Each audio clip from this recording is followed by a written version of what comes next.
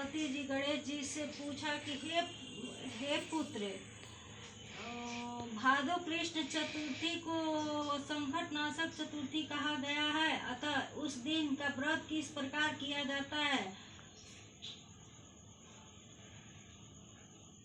मुझसे समझकर कहिए।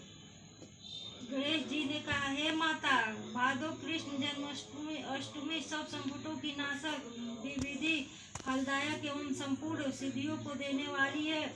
पूर्वरित विधि से ही पूजा करनी चाहिए। हे पार्वती, इस व्रत में आहार संबंधी कुछ विशेषताएं हैं, उन्हें बतला रहा हूँ। श्री कृष्ण जी कहते हैं कि हे युधिष्ठिर पुत्र की ऐसी बात सुनकर पार्वती जी ने उनसे पूछा कि आहार एवं पूजन में क्या विशेषता है, उसे कहिए। गणेश जी ने कहा कि गुरु द्वारा वर्णित प्रणाली से इस दिन भक्ति भाव से पूजन करें। 12 महीनों में अलग अलग नामों से गणेश जी की पूजा करनी चाहिए। विनायक, एकदंत, कृष्णपिंग, गजानंद,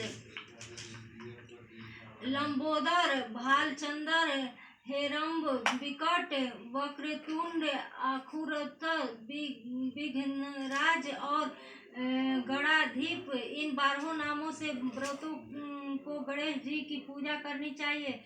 अलग अलग महीने में क्रमशः एक एक नामों से पूजा करें। चतुर्थी के दिन प्रातः नियम कर्म से निवृत्त हो व्रत का संकल्प करें। तत्पश्चात रात्रि में पूजन और कथा स्मरण करें। बतिया जलाओ रे।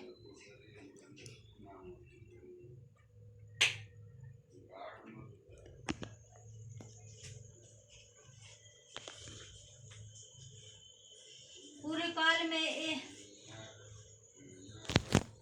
काल में नल नामक एक पुण्यात्मा और यशस्वी राजा हुआ। उनकी रूपशालिनी रानी दमयंती नाम से प्रसिद्ध थी। एक बार उन्हें हम छोड़ देंगे पूजा।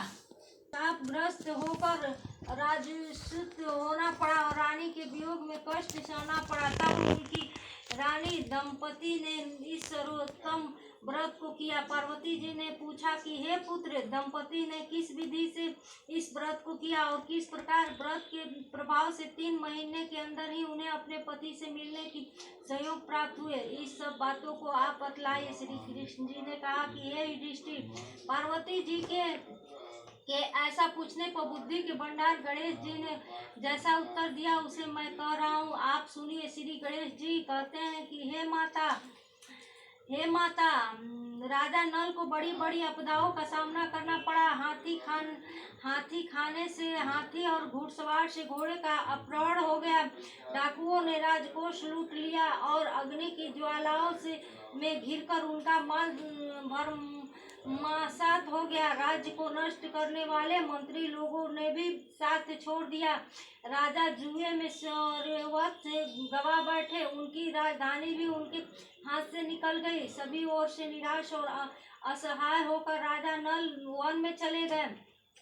वन में रहते समय उन्हें दंपति के साथ अनेक कष्ट झेलने पड़े। इतना होते हुए भी उनकी रानी ने वियोग से कहा। तत्पश्चात राजा किसी नगर में संयम काम करने लगे, रानी किसी दूसरे नगर में रहने लगी तथा राजकुमार भी अन्यत्र नौकरी करने लगा। जो किसी समय राजा रानी राजपुत्र कहे जाते थे, वे ही अब भिक्षा मांगने लगे। तरह तरह के रोगों से पीड़ित होकर एक दूसरे से विलंब होकर कर्म फल को भोगते हुए दिन बिताने लगे।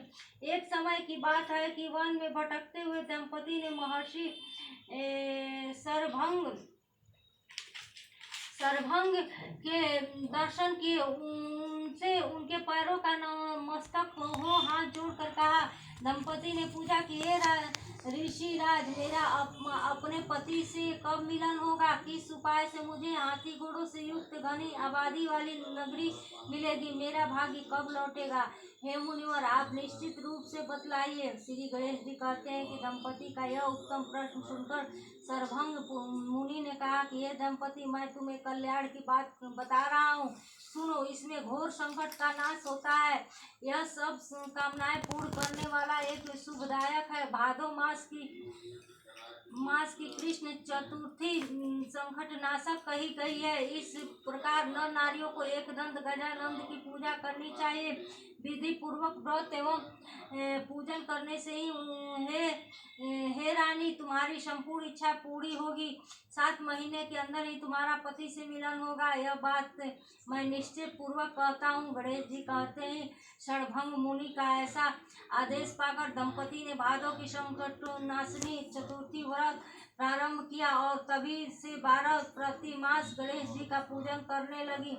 7 ही महीने में हे राजन, इस उत्तम व्रत करने से उसे पति, राज्य, पुत्र और पुत्र कालीन वैभव आदि भी प्राप्ति हो गई। श्री कृष्ण जी कहते हैं कि हे पुत्र युधिष्ठिर, इसी प्रकार इस व्रत को करने से आपको भी राज की प्राप्ति होगी और आपके सभी शत्रुओं का नाश होगा, यह निश्चित है। हे राजन, इस प्रकार मैंने सभी व्रतों के उत्तम व्रत का वर्णन किया है। यह सब कष्टों का नाश करता हुआ आपके भाग्य की बुद्धि करेगा।